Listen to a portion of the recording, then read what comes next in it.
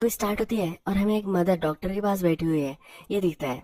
ये एक mental hospital होता है और इस मदर को अपने बेटी को इसमें भर्ती कराना होता है, इसलिए इंटरव्यू चल रही होती है। मदर की लड़की का नाम चाह है और ये हमारा मेन कैरेक्टर है। चाह की जो फैमिली हिस्ट्री है ये डॉक्टर पूछ रही होती है। मदर फिर कहती है कि इसकी ग्रैंड माँ जो है ये भी मेंटल हॉस्पिटल में थी। इसके ग्रैंड माँ के बारे में फिर डॉक्टर और भी पूछती है। चाह की मदर फिर कहती है कि चाह के ग्रैंड मदर को लगता था कि हम सब चूहे हैं। वो अपने आप को भी चूहा समझती थी। वो कहती है कि जब मैं छोटी थी तो एक दिन मैं स्कूल से घर आई तो रेडिश खा रही थी। ये जो रेडिश है ये सोप की तरह होता है। वो और भी कुछ चूहों को खिला रही थी। उसे लग रहा था कि ये मेरे ब्रदर एंड सिस्टर्स है। डॉक्टर फिर डायग्नोस करती है और लिखती है स्किज़ोफ्रेनिक ये पेशेंट है। ये जो सब चल रहा होता है इसके पैरेलल में हमें दिखाया जाता है कि क्यों अब चाह मेंटल हॉस्पिटल में जा रही है। चाह हमारा जो मेन कैरेक्टर है ये हमें एक फैक्ट्री में काम करती हुई दिखती है। इसने वहाँ एक रेडियो लाया होता है। उसका एंटीना बहुत ही बड़ा होता है और वो ओपन करती है। इसके बाद उसे कमेंट्री सुनाई देती है। ये जो कमेंट्री है ये इसकी आवाज में यानी कि इसके सर में ही ये सब आवाजें चल रही है। ये जो कमेंट्री चल रही होती है इसके ऑर्डर से अपने जो हाथ होता है इसको ही वो काटती है और इसमें कुछ वायर्स डाल देती है। अपने आप को जो चार्ज कर रही है ऐसा उसे लगता है। ये जो सब उसने किया है सुसाइड अटेम्प्ट उसने किया है, इसकी वजह से अब उसे इस मेंटल हॉस्पिटल में डाल दिया जाता है। अब नेक्स्ट में मेंटल हॉस्पिटल में चाह दिखती है और वो एक बेड पर होती है। बेड पर पड़े पड़े उसकी आंख तो ओपन होती है पर वो जैसे कोमा में है ऐसे वो पड़ी हुई होती है। एक औरत फिर इसका बेड लेती है और हॉस्पिटल में यहाँ वहाँ उसे घुमाती है। हर पेशेंट की स्टोरी उसे सुनाती है।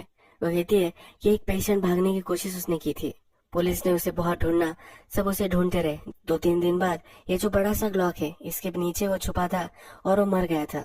ऐसी भयानक बहुत सारी स्टोरीज उसे सुनाती है पर इसके बाद हमें पता चलता है ये भी वहाँ की एक पेशेंट है।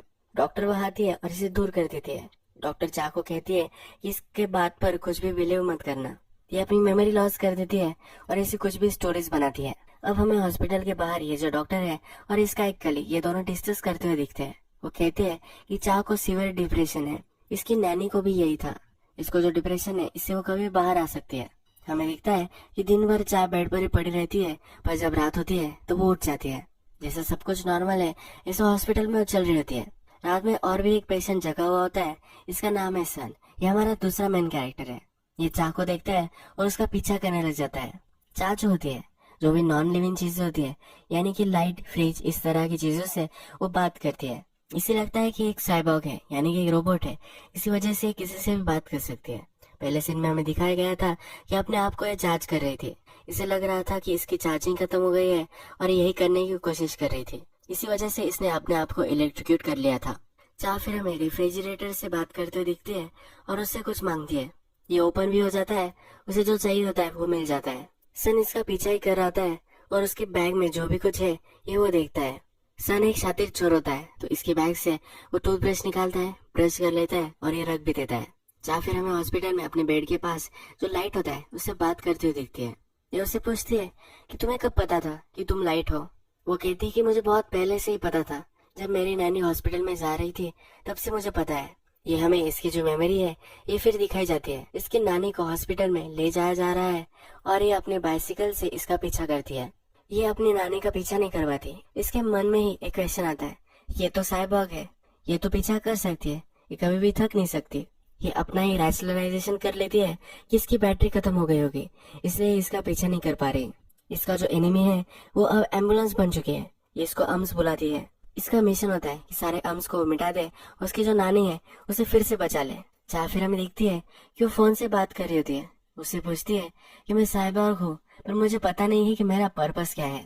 अगर मुझे मेरा पर्पस मिल जाए तो इससे मेरी लाइफ बहुत ही इजी हो जाएगी। मैं किस लिए बनी हूँ ये मुझे पता चल जाएगा।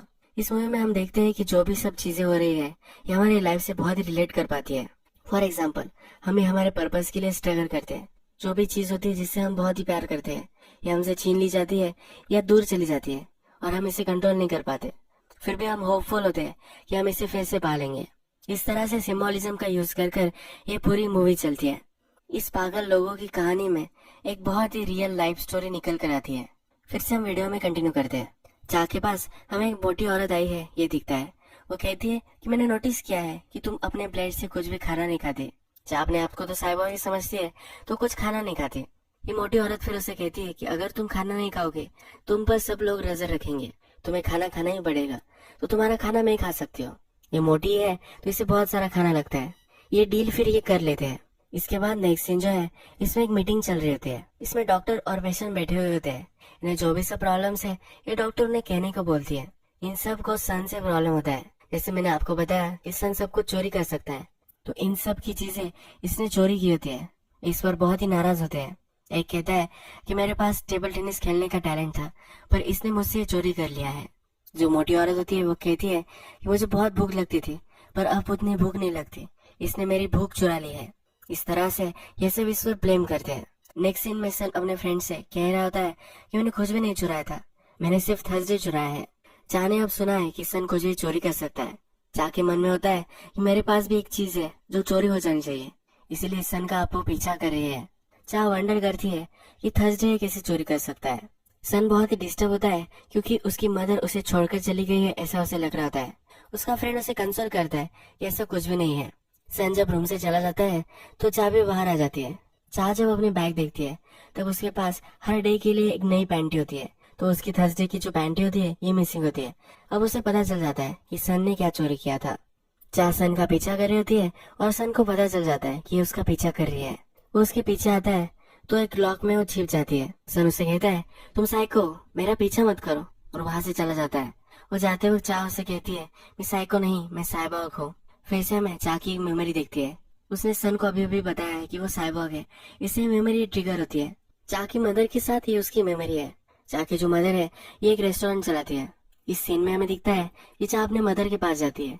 उससे कहती है कि वो अलग है, वो एक साइबॉर्ग है। इसकी मदर सरप्राइज हो जाती है कि ऐसा उसे क्यों लग रहा है। चा इस पर पूरा बिलीव करती है तो उसकी मदर उसे कहती है कि ठीक है, तुम अगर साइबॉर्ग हो तो हो, पर किसी को भी ये बात पता नहीं चलना चाहिए। हमारा रेस्टोरेंट है, किसी को अगर पता चला कि तुम साइबॉर्ग हो तो हमारा जो बिजनेस है इस पर जरा फर्क पड़ सकता है। तुम साइबॉर्ग रहो पर किसी को भी पता नहीं चलना चाहिए। ये सीन यही खत्म हो जाता है। हम जैसे हैं ये सोसाइटी की वजह से ही किसी को बता नहीं पाते। ये सीन यही रिप्रेजेंट करता है। अब नेक्स्ट सीन में हमें दिखता है कि चा लाइट से बात कर रही है। उसे कह रही होती है मेरी जो चार्जिंग मेथड है ये वर्क नहीं कर रही, मैं जब चार्ज हो जाऊंगी तब मैं नानी का बदला ले सकूंगी। उसे लगता है चार्जिंग करने के लिए उसके जो 7 सीन्स है ये उसे नहीं करने हैं। ये जो 7 सीन है इसके बारे में फिर हमें बताया जाता है।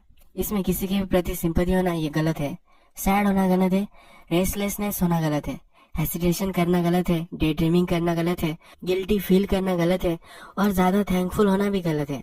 ये इसमें से बहुत सारी चीजें नहीं करती। इसे लगता है कि सिंपैथेटिक है। जो एम्बुलेंस होती है इसके प्रति ये सिंपैथेटिक है, इसी वजह से उसे लगता है कि अपना मिशन, जो अपना गोल है, ये कंप्लीट नहीं कर पा रहे। इसकी जो सिंपैथी है ये सन अब चोरी कर सकता है। नेक्स्ट सीन में हमें सन दिखाया गया है और उसका एक फ्रेंड होता है। ये जो इसका फ्रेंड है ये सब लोगों के प्रति बहुत ही रिस्पेक्टफुल होता है। कोई भी चीज गलत हो जाए तो इसे लगता है कि इसने ही ये की है। ये हॉस्पिटल में भी होता है क्योंकि एक एक्सीडेंट हो चुका होता है और इसके रोड साइड पर ये था। इसे लगा था कि इसने ये एक्सीडेंट ही किया है, पर इसमें इसकी कुछ भी गलती नहीं थी। जिसका एक्सीडेंट हुआ था उसके रिलेटिव्स के पास ही जाता था, उन्हें कहता था कि इसकी गलती है। ये इनका पीछा ही करता रहता था और इन्हें छोड़ता ही नहीं था। इस वजह से इसे हॉस्पिटल में डाल दिया है। अब हॉस्पिटल में भी कुछ भी गलत हो जाता है, इसे लगता है कि इसने ही ये किया है। ये सन से बोल रहा होता है कि मेरा जो ये नेचर है ये तुम चोरी कर लो। सन भी बिलीव करता है कि ये चोरी कर सकता है, इसलिए इसके फेस पर एक रेड कलर लगा देता है। इसके बाद इसके कंधे पर हाथ रखकर इसने ट्रांसफर कर लिया है, इसे वो प्रिटेंड करते हैं। इस आदमी की जो कंडीशन थी वो बहुत सारी क्योर हो जाती है, पर फिर भी इसकी जो प्रॉब्लम थी इसे मिस करता है। इसकी प्रॉब्लम है इसके लिए बहुत ही इम्पोर्टेंट थी, ये इससे अब छीन ली गई है तो ये रोने लग जाता है। इसके बाद सन के पास चा आए हुए है, ये हमें दिखता है। चा बोलती है कि मेरी जो सिंपैथी है ये तुम ले लो। चा कहता है कि ऐसे में चोरी नहीं कर सकता, ये तुम मुझे दे रही हो और मैं ले रहा हूँ, ऐसा ट्रांसफर नहीं हो सकता। उसे कहता है कि तुम्हारे लिए बहुत ही इम्पोर्टेंट होना चाहिए और इसके लिए तुम्हें ग्रीव करना चाहिए, तुम्हें गुस्सा आना चाहिए जब मैं तुमसे लूंगा। चा कहती है कि ये सब मैं करूंगी। सन फिर कहता है कि मुझे तुम्हारा पीछा करना पड़ेगा, 2-3 दिन में तुम्हारा पीछा करूंगा और फिर तुमसे चोरी कर लूंगा। चा भी इसके लिए मान जाती है। अब नेक्स्ट कुछ सीन में हमें दिखता है कि सन चा का पीछा कर रहा है। सन को एक प्रॉब्लम आ चुकी है, जो सिंपैथी उसने चोरी की थी और बहुत ही सिंपैथेटिक हो चुका है। ये इस सिंपैथी के साथ रह नहीं सकता, तो जिस आदमी की सिंपैथी थी उसे वापस कर देता है। अब ये चा का पीछा कर रहा था तो इसकी जो सिंपैथी है ये वो चोरी नहीं करता, तो उसके बैग में एक वैल्यूबल चीज होती है, इसे वो चोरी कर लेता है। इसके बाद चा बहुत ही रोती है। इसे पता नहीं होता कि इसकी जो चीज थी ये किसने ली थी। ये फिर सन के पास आई होती है। ये बहुत रो रही होती है। ये कहती है कि नानी के दांत थे, ये जब हॉस्पिटल से बाहर आएगी तो चबाने के लिए उसे लगेंगे। ये चोरी हो गए हैं तो इसे बहुत ही बुरा लग रहा होता है। ग्रुप मीटिंग में जब चाह को पता चलता है तो इस पर वो झपक जाती है, उसे बहुत मारती है।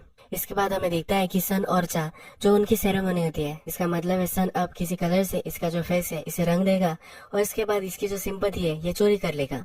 ये सेरेमनी उनकी हो रही होती है। जब ये खत्म हो जाती है तब चा को लगता है उसका जो वे है इसके बीच में कोई भी नहीं आने वाला। यह पूरी तरह से साइबर बन चुकी है और चार्ज हो चुकी है। ये फिर बाहर निकलती है, हॉस्पिटल में आती है।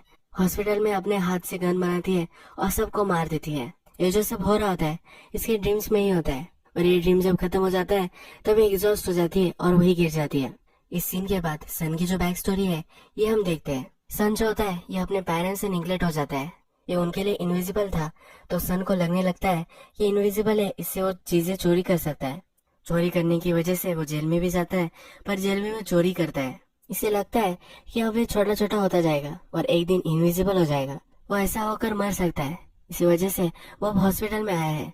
उसे लगता है कि अगर वो इलाज लेगा तो वो छोटा नहीं होगा, इनविजिबल नहीं होगा। इसकी जो बीमारी है इसके बारे में इसे सब कुछ पता है और ये सेल्फ अवेयर है कि इसको अच्छा होना है, इसीलिए हॉस्पिटल में आया हुआ होता है। हॉस्पिटल के डॉक्टर्स को पता चलता है ये चाह कुछ खा नहीं रही थी, इसी वजह से वो पड़कर गिर गई थी। इसका ब्रेन रिसेट करने के लिए, इसको फिर से होश में लाने के लिए इसे शॉक थेरेपी देते हैं। ये जो शॉक में होती है तो उसे ग्रैंडमा दिखती है। ग्रैंडमा उससे बात करने की कोशिश कर रही है पर इसे कुछ भी सुनाई नहीं देता। इसको अपनी ग्रैंडमा को बचाना है, इसके लिए वो फिर से जाग जाती है। डॉक्टर से वो कहती है कि मैं मशीन्स में लगी हुई थी, मुझे मेरी ग्रैंडमा मिलने के लिए आई थी। ये जो सब था इमेजिन कर रही थी तो इसलिए डॉक्टर इससे कंसर्न हो जाती है। चाह फिर वहां से उठ जाती है और फिर से इमेजिन करती है कि सब लोगों को वो मार रहे हैं। फिर से ये गिरकर सो जाती है।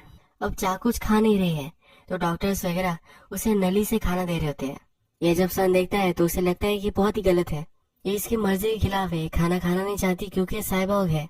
सन फिर डिसाइड करता है कि अब वो अबॉर्शन करेगा। हॉस्पिटल में इसके जो सब फ्रेंड्स होते हैं इनको भी मना लेता है कि वो भी अब अबॉर्शन करेंगे।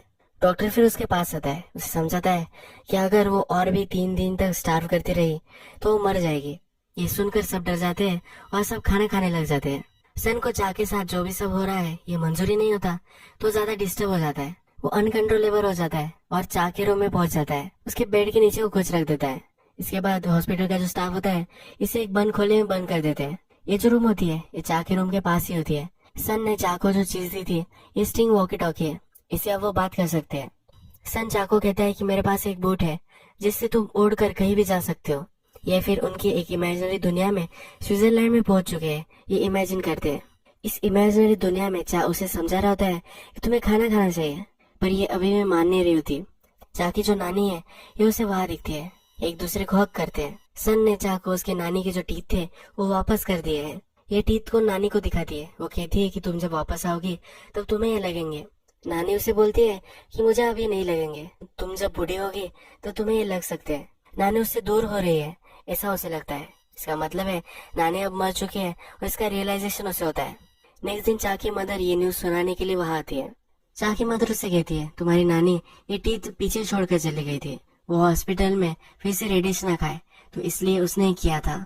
चाह की मदर उससे पूछती है तुम साइबॉर्ग हो, ये किसी को पता है तो नहीं ना। चाह कुछ बोलती नहीं तो वो समझ जाती है इसने किसी को बताया है। इसकी मदर रोने लग जाती है। वो कहती है ऐसी चीजें तुम्हें दुनिया को नहीं बतानी है। चाह बहुत ही दुख में होती है। नानी की जो भी सब चीजें होती है ये वो गाड़ देती है। ये टीथ पहले गाड़ती है, उसे लगता है कि ये टीथ उसे नहीं गाड़नी चाहिए, ये फिर वो निकाल लेती है। चाह को सहारा देने के लिए सन भी वहां आता है और एक दूसरे को किस करते हैं। डॉक्टर्स ने ट्यूब से इसे कुछ खाना दिया है, इसे चाह अब थोड़ी देर तक जी रही है, पर अगर ये कुछ खाना नहीं खाएगी तो ये पक्का मर जाएगी। सन जो है अब इसके लिए केयर करता है। ये दोनों अब प्यार में है तो इसे लगता है कि इसे कुछ खाना चाहिए। सन फिर एक आइडिया लगाता है। इसके पास अपनी मदर का एक फोटो होता है जो एक बड़े से पेंडल में होता है। ये पेंडल फिर वो चाह को दिखाता है। वो कहता है कि एक डिवाइस है, अगर ये डिवाइस मैं तुम्हारे बॉडी में फिट कर दूंगा तो इससे तुम जो खा रही हो ये डिस्ट्रॉय हो जाएगा और इससे डायरेक्टली एनर्जी में कन्वर्ट हो जाएगा, इससे तुम कुछ भी खा सकोगे। ये फिर झूठ मूठ उसका ऑपरेशन करता है, ऐसा प्रिटेंड करता है और चाह को भी ये सच लग जाता है। फिर उसे कैंटीन में लेकर आता है। जब ये इसे खाना देता है चाह का अब भी नहीं लग रहा होता कि ये वर्क करेगा। चाह उससे कहती है कि अगर मैं खा लूं, अगर ये वर्क नहीं करेगा तो क्या होगा। सन कहता है कि वर्क करेगा, मुझ पर भरोसा रखो। चाह उसे कहती है अगर ये खराब हो गया और तुम अगर मेरे पास नहीं रहे तो मैं क्या करूंगी। सन कहता है कि मैं हमेशा तुम्हारे साथ ही रहूंगा। इसे कॉन्फिडेंस देता है और फिर खाना खिलाता है। और फिर खाना खाने लग जाती है। चाक का जो पर्पस था ये अब चला जा चुका है। उसकी नानी को उसे बचाना था। इसकी नानी अब इस दुनिया में नहीं है तो अभी क्या करेगी। इसकी नानी की जो क्रेव उसने बनाई होती है, यानी कि उसकी चीजें उसने गाड़ी हुई होती है, वहाँ वो आती है। इसकी मेमोरीज में वो याद करती है जिस दिन उसकी नानी को ले जाया गया था। इस मेमोरी को अपने मन में याद करती है। इसके लिए बहुत ही पेनफुल था। जिस रूम में वो थी, इस रूम में एक रेडियो था। नानी और वो हमेशा इस रेडियो से गाना सुनते थे। इसी रेडियो से चाह हमेशा बात करती है। उसे एक ब्रॉडकास्ट सुनाई देता है और ये इसके खुद के ही थॉट होते हैं। इसे सदमा लगा था और इसके बाद से इस रेडियो से उसे आवाजें आ रही थी, ऐसा उसे लग रहा था। चाह को लगता है कि अब उसे बेटर होना चाहिए, इसलिए डॉक्टर को अपनी प्रॉब्लम बता देती है। उसकी मदर ने उसे कहा था कि तुम साहिबा हो, किसी को बताना नहीं है, लोग तुम्हें गलत समझेंगे। पर अब ये जो है ये इस दुनिया को बता देना चाहती है। ये डॉक्टर को जब बताती है, डॉक्टर को इसको प्रॉब्लम पता चल जाता है। एक दूसरे को हक करते हैं। डॉक्टर बताती है कि परफेक्टली फाइन है कि तुम साहिबा हो। अब नेक्स्ट सीन में हमें चाह और सन दोनों बैठे हुए हैं, ये दिखता है। चाह को उसकी जो नानी है ये कुछ मैसेज दे रही है, ये उसे पता चलता है। ये जब मैसेज वो लिखते हैं तभी इंटरप्रेट करते हैं कि इन्हें न्यूक्लियर बॉम्ब बनाना है। इसके लिए इन्हें बहुत सारी एनर्जी लगने वाली है, तो इस काम में वो भी लग जाते हैं।